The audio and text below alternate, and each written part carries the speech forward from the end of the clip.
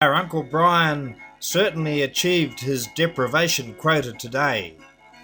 We were all very pleased when we finally stopped at around 5 p.m. at the small village of Sibang Nguyen.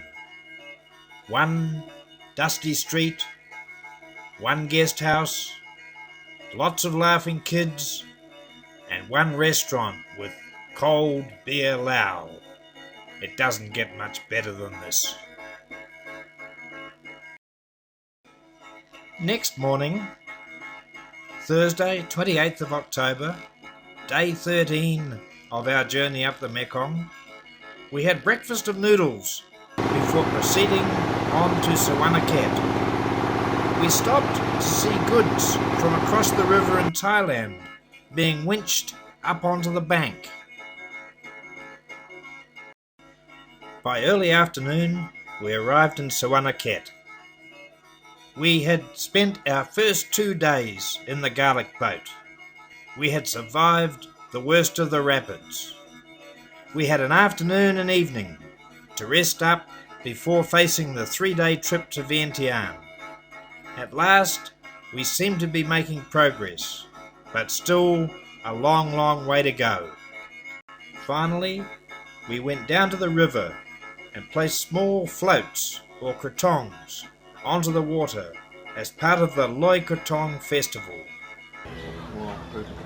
We awoke on Friday the 29th of October, still with some uncertainty concerning our proposed trip from Savannakhet to Vientiane. It would take us 3 days, and we would arrive in Vientiane on day 16 of our trip. Since today was the end of Buddhist Lent, or Ok Pinsar, Dave and I went down to the local temple to observe proceedings. This is a very important Buddhist holiday, as it signals the end of the 3-month wet season retreat when monks stay in their temples. It is also the time of the water festival and boat races, so our timing was really perfect. Here we're looking at some of the residual French architecture at Savannakhet. After breakfast, we went down to Savannakhet and walked around the old French quarter. We also bought some supplies for the long trip ahead. Well, here we are in Savannakhet at Warren's place, and we're about to set off for Vientiane. But I believe it was a bit of a mission to get a boat organised, Warren. Yes, it was extremely difficult. It was an absolute bugger to get a boat. There used to be cargo boats running up the river to Vientiane, but since they repaired the road, there's no boats running. There's speed boats here, but they weren't too interested and they wanted an arm and a leg to go up, so in the end we settled for the garlic boat. Yeah, we found some holes and rapids in the river yesterday coming up. Are we through all the rapids now, or is there more to come? More to come apparently. One just north of town here, about 20 clicks north of town, and then another 3 sets just before Vientiane. But I think you've done the worst apparently. By 11 o'clock, the garlic boat had arrived. Mr. Don, the spotter, had been replaced by a rather obnoxious guy, and we suspect he was a policeman. We were very lucky. It was the water festival at the town of Nong Bok, and as we glided past the high embankment, we could see crowds of locals on top, watching their dragon boats getting ready to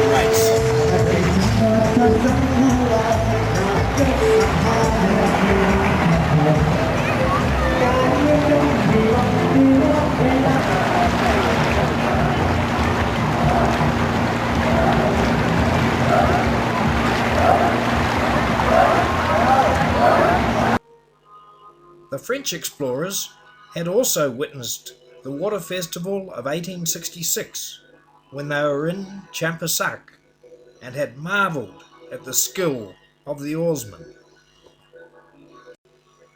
They also observed a Buddhist ceremony, probably very similar to the one this morning at Savannakhet. In the evening, they observed a fireworks display and were entertained at a party by the locals, although perhaps the French thought that the Lao behaviour was a little risque. as we were to find out later this very evening. Nothing has changed much. A beautiful sunset, but it was getting dark and there's nowhere to stay. Then we saw a few lights, so scrambled up a bank and came to a village. Uncle Pete borrowed a handcart for our luggage, and we made our way to the village headman's house where we would spend the night. Although we had arrived totally unannounced, we were made to feel very welcome. Soon, noodles were being prepared and people were helping to put our mosquito nets up. The Laos work hard all year to provide food and a small cash surplus for essentials. On the morning of day 15, we came across another water festival. People were arriving en masse.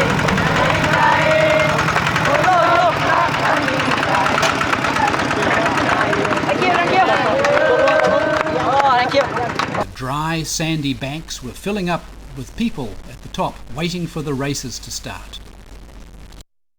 All the young girls wore their finest traditional clothes to show off on this special day.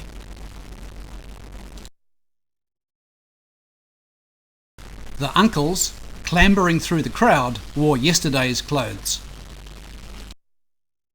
The crowd watched their local heroes climb aboard the long, narrow canoes. They got themselves stable, then they pushed off and had a brief and fast paddle up the river.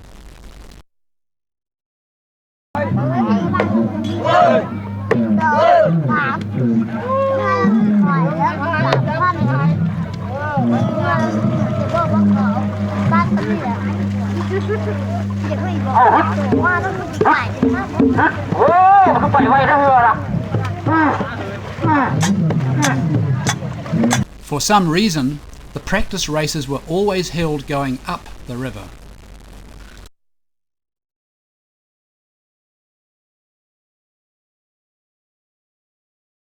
The real races, held between 2 or 3 canoes, were held going downstream. The French explorers saw pirogue racing too. They described the slim, shallow craft with scarcely any freeboard, paddles flashing in the sun to push the craft faster than they thought possible. 200,000, Uncle Brian. 200,000. Enough of a good thing, so it was back into the garlic boat and heading off up the broad brown river again. The golden pagoda looked like an oriental lighthouse as it reflected the rays of the late afternoon sun. When we ran out of fuel, we found that the walking tractor was a very useful invention.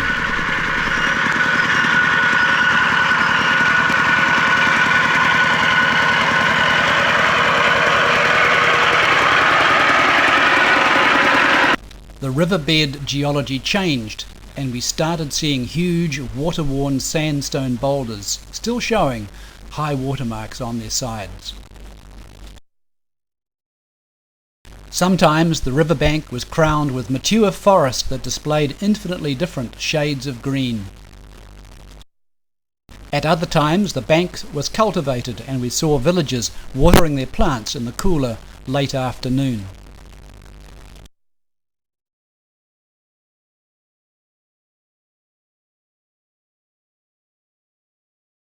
Just before sunset, the water became oily and silvery smooth.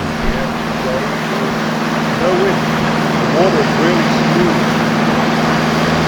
Another beautiful sunset, and nowhere as yet to stay. Still, as Robert Louis Stevenson famously said, it is far better to journey hopefully than to arrive. Last night, some hospitable Lao people invited us to sleep in their house. We had slept on a concrete floor, so walked stiffly down the bank for the 5th and final day on the garlic boat. Then, everyone wanted to sit in the more comfortable forward position. So the short straw, you have a long and a short straw. Uncle Brian, you can draw on behalf of your team. The short straw goes into steerage. Short straw goes into steerage. Short straw goes into steerage. Shall I take the one that's nearest to me? Yeah. Short straw steerage. Looks like Steerage. Oh, what business a class, shame, Uncle Uncle Brian. What a shame. Now, do you want to toss the left-hand side and right-hand side? No, you have your choice, Uncle David. A few hours later, we were in sight of Vientiane and the Friendship Bridge. Well, the traffic's certainly not like the Harbour Bridge in the morning back home. The Australians built this bridge as an aid project. It crosses the Mekong from the Lao capital of Vientiane to Nong Khai on the Thai side. It was completed in 1994 and is slowly getting more use.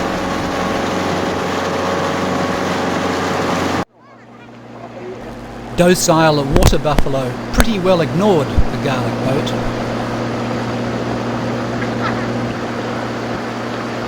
And we wondered how all this river mud could produce enough money to sprout huge buildings like these. We waved goodbye to the garlic boat, walked up the bank, then caught a tuk-tuk to a nearby hotel. On April the 2nd, 1867, Lagray and his 5 compatriots arrived in Vientiane, some 10 months after leaving Saigon. They had battled rapids and slowly clawed their way upriver. They found Vientiane in ruins, following a Thai invasion some 40 years earlier. Day 17, 1st of November. After a very relaxing afternoon in Vientiane and an excellent French meal at La Opera restaurant, we were at the local wharf in Vientiane catching the passenger boat.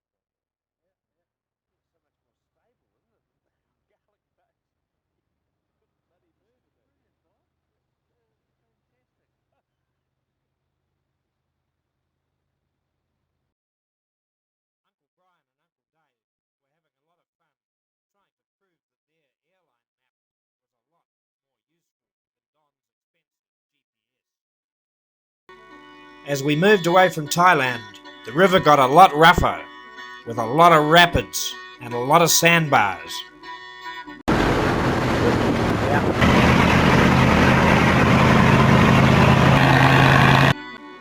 By 4:30 in the afternoon, we arrived at the small provincial town of Pak Lai after a fantastic day on the mighty Mekong.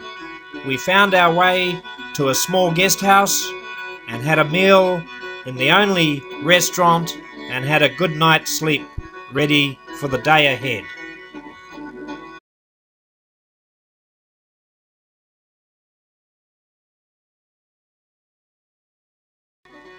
Next morning, Tuesday, 2nd of November, we had no option but to take another fast boat for the last leg up to Luang Prabang.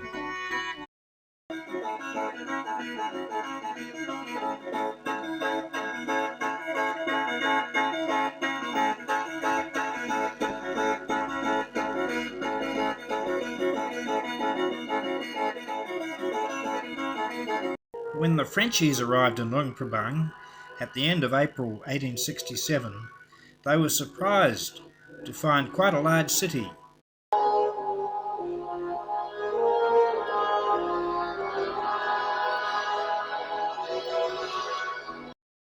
Next day, Wednesday the 3rd of November, we checked out of the Ban Lao guest house and headed down to the wharf. Here's all the long narrow boats.